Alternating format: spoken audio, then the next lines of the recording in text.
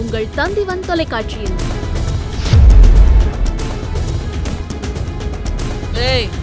ஏறடி வண்டியில கொன்னுடுவேன். இவ்வளவு நாளா நீ ஜெயில பண்ண அட்டகாசங்கள்லாம் ஏன் பொறுத்துக்கிட்டு இருந்தேன் தெரியுமா?